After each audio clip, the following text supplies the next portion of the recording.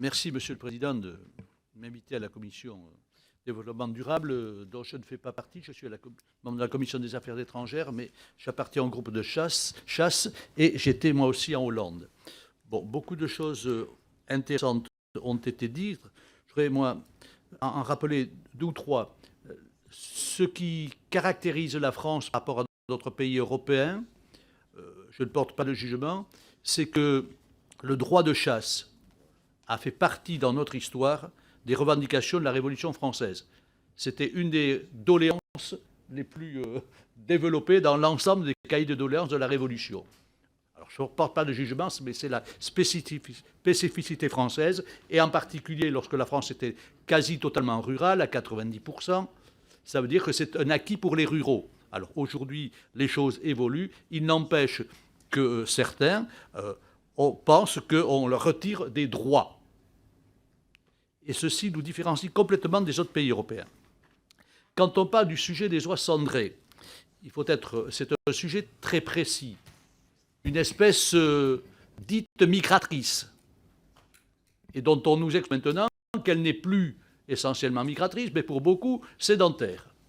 Donc ça veut dire que les choses ont changé depuis les directives de 79, Habitat et Oiseaux.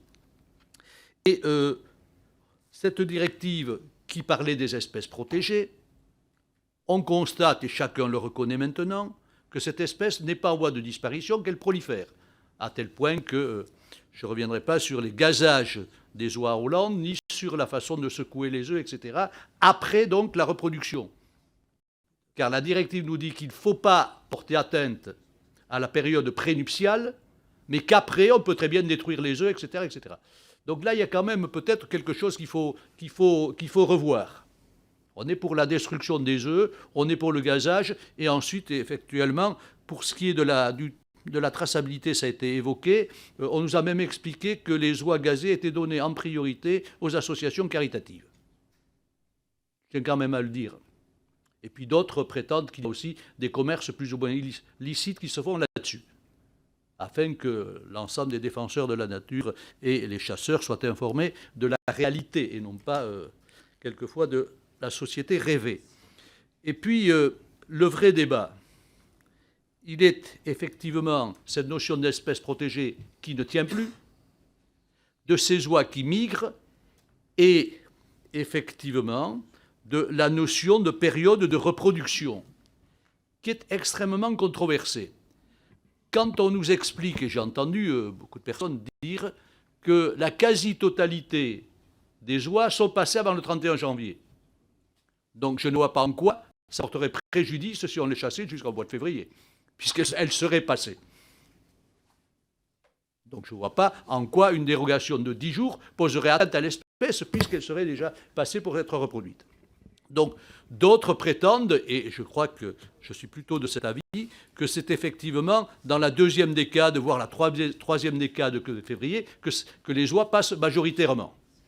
D'où la solution de compromis. Je rappelle qu'autrefois on chassait jusqu'à fin février, puis c'était au 20 février, d'arriver au 10 février. Ça me semblerait effectivement, dans l'esprit de l'ensemble des propositions du rapporteur, que je félicite pour son rapport, quelque chose, un esprit d'équilibre. Comme si c'était quelque chose d'extraordinaire, on parle de 10 jours. Voilà de quoi on parle. D'autant plus que les commissaires européens nous ont reconnu que cette possibilité de dérogation à l'article 9, elle est pour 8 jours. Donc, autrement dit, si on avait cette dérogation sur cette base, on ne parlerait plus du problème. Et c'est possible, sans reprendre tout. Néanmoins, l'ensemble des propositions qui sont faites permettraient de traiter le problème, je dirais, à long terme.